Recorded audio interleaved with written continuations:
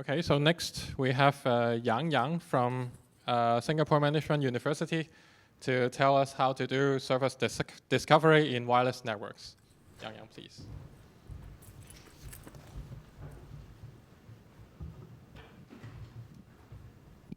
In this talk, we will discuss private service discovery in wireless communications. We will analyze the limitations and the challenges of existing SDPs in aspects of privacy leakage as well as efficiency considerations. Next, we propose a new protocol, PriSrv, to realize mutual anonymity and privacy. Service discovery protocols enable devices and services to dynamically discover and communicate with each other in a network environment. They facilitate the automatic detection and advertisement of available services, making it easier for devices to locate and interact with desired resources. The well-known SDPs, including Wi-Fi, AirDrop, BLE, NDSS, etc. However, effective approaches are lacked to efficiently protect users' private information, such as device names, mobility patterns, locations.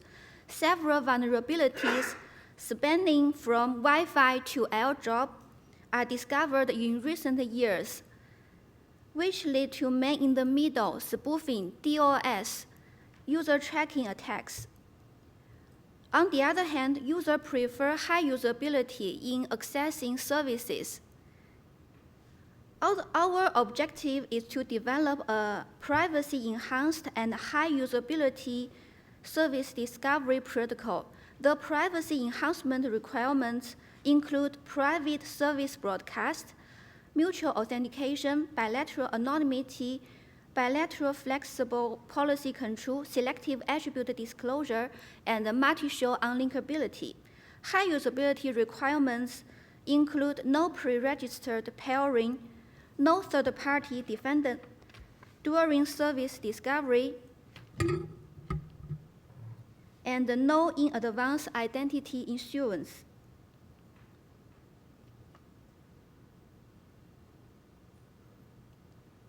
We propose PriSrv, the first service discovery protocol to meet privacy enhancement and high usability requirements.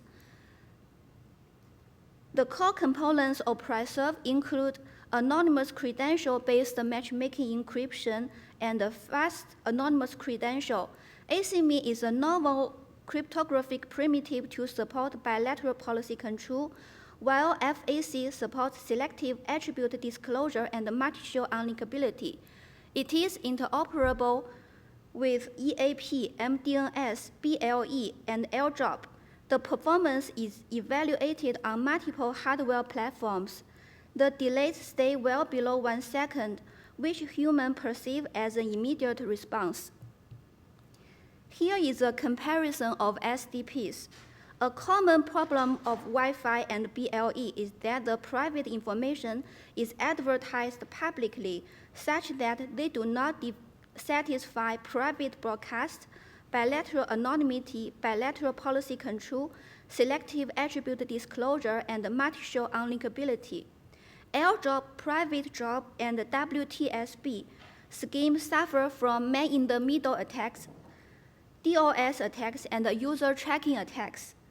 Due to the lack of privacy-enhanced properties, such as bilateral policy control, CBN scheme only require clients to anonymously authenticate to service providers, but the authentication of service providers and private broadcast are not supported.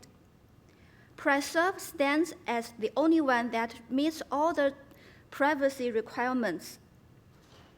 As for high usability, PriSrv satisfies no pre-registered pairing, no third-party dependence during service discovery. PriSrv does require in-advance identity issuance, but it doesn't affect the service discovery process.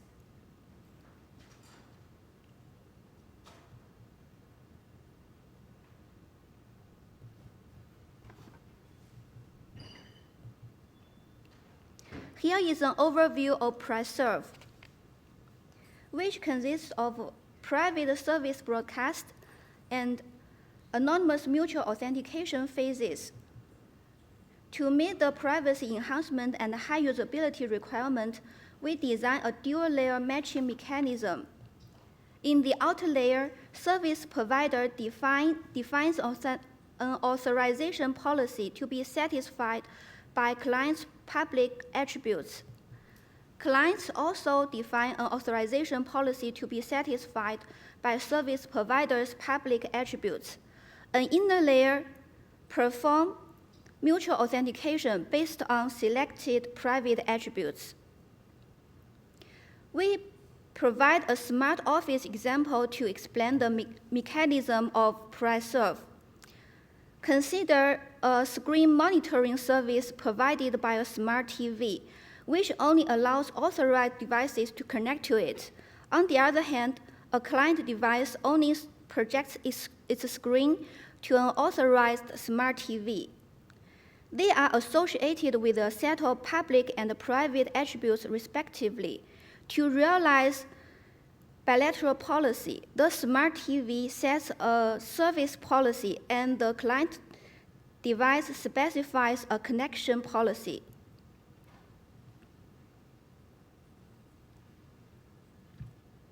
If the public attributes of service provider satisfy the policy of client and vice versa, the screen monitoring service can be discovered and used by the client.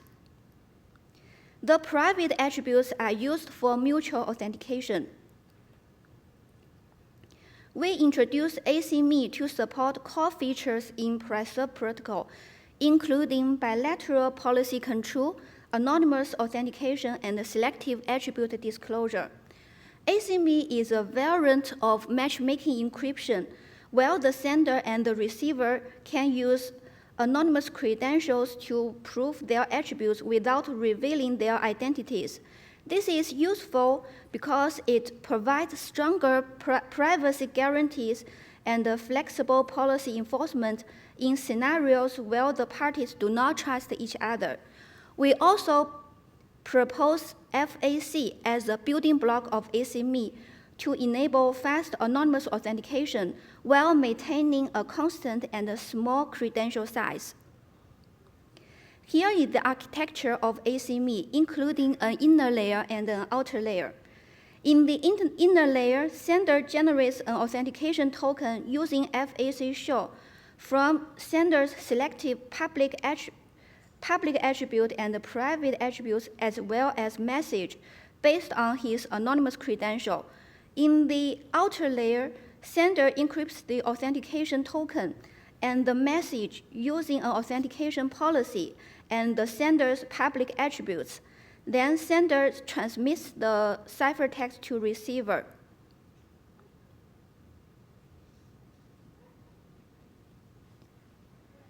On the receiver side, the ciphertext is decrypted using receiver's policy decryption key and the attribute decryption key. Then the authentication token is verified using FAC verify to authenticate the sender's attributes and the message. Here we introduce PriSrv protocol. In service broadcast phase, S generates the broadcast message including broadcast identifier BID, Diffie-Hellman component Z, service type and parameters, as well as a MAC key. S defines a policy FS to be satisfied by C. S encrypts MSGB to a broadcast ciphertext CTB using ACME. Then BID and CTB are announced over the public network. In anonymous mutual authentication phase, C decrypts CTB using its attribute and policy decryption keys. C calculates DH component X1 and X2 and an authentication tag sigma C. Then C defines a policy FC to be satisfied by S and runs ACME encryption to obtain the ciphertext CTC, which is sent to S. S executes ACME decryption algorithm to recover MSGC. S verifies sigma C, creates DH component Y, and generates an authentication tag sigma S. Then S computes a secret session key SSKCS using the secret values YZ and sends MS sigma S to C. Receiving the message, C checks the validity of sigma S. If it is valid, C computes SSKCS using the secret values X1, X2. Therefore, C and S share the same secret session key. PriSrv is interoperable with mainstream service discovery protocols.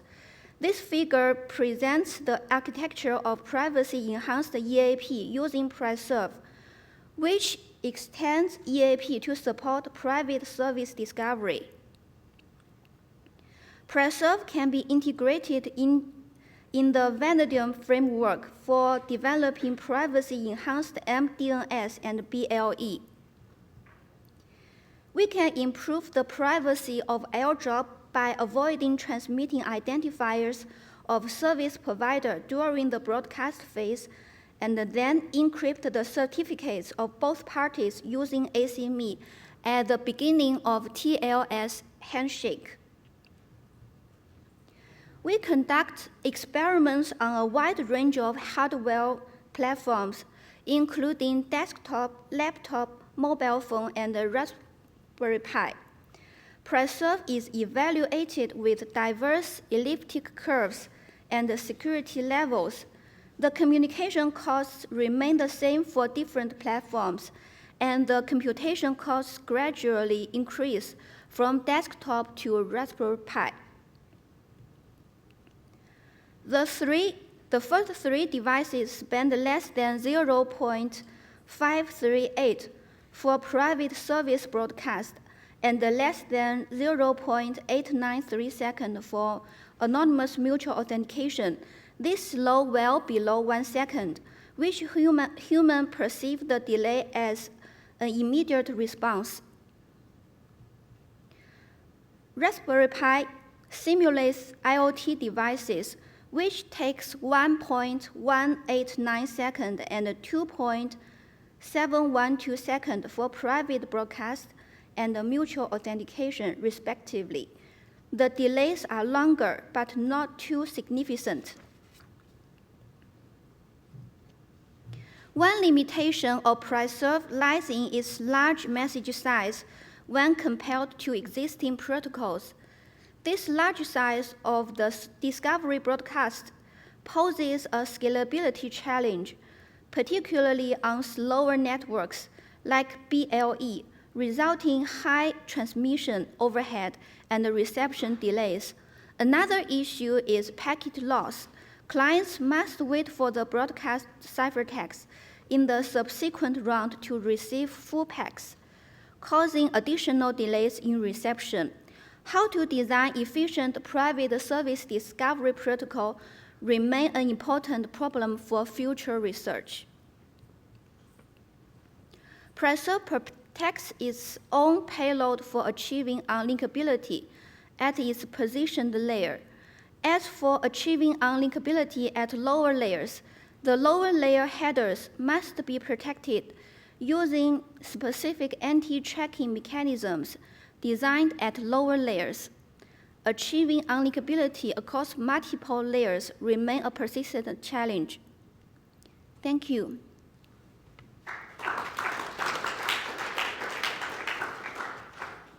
Questions from the audience? Anyone?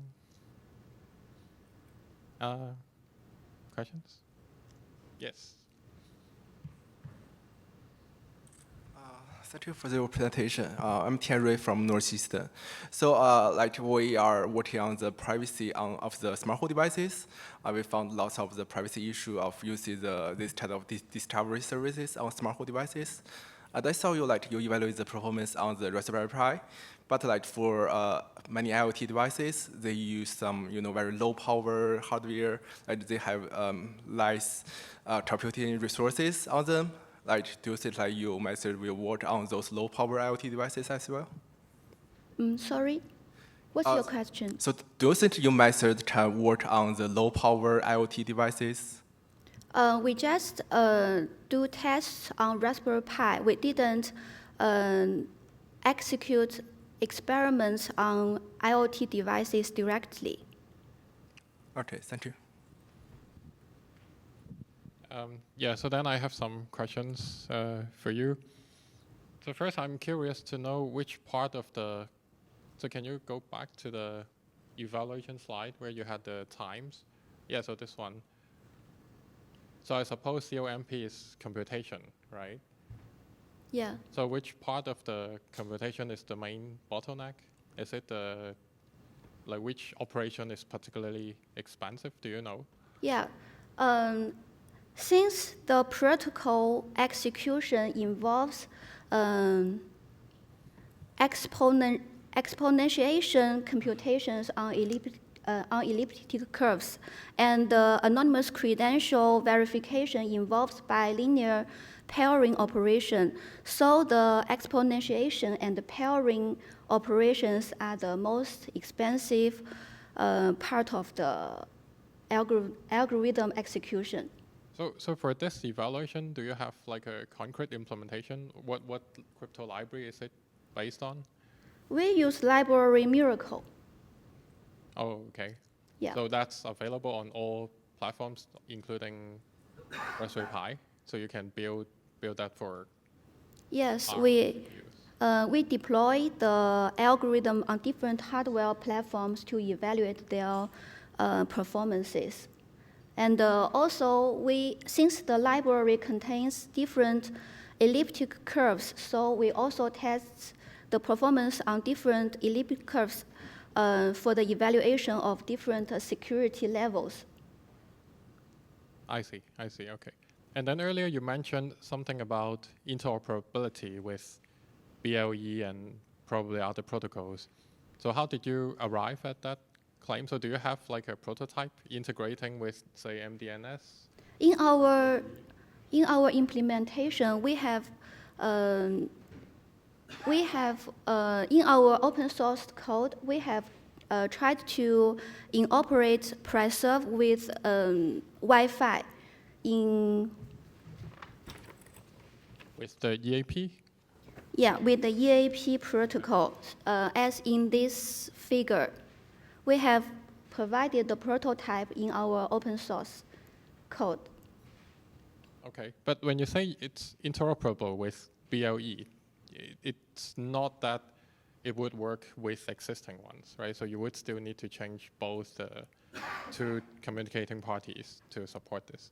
When we incorporate PriSrv with BLE as well as airdrop, we try to, because the purpose of PriSrv is to protect the privacy information during the SDP protocol. In order to provide the privacy of such as device name, user ID, in order to protect the user locations to avoid user tracking attacks. So when we incorporate PriSrv with airdrop, we use ACME to encrypt the identifier of the service provider at the beginning of the TLS handshake. Okay, yep. Thank you for the explanation. Any other questions from the audience? If not, then let's thank the speaker again.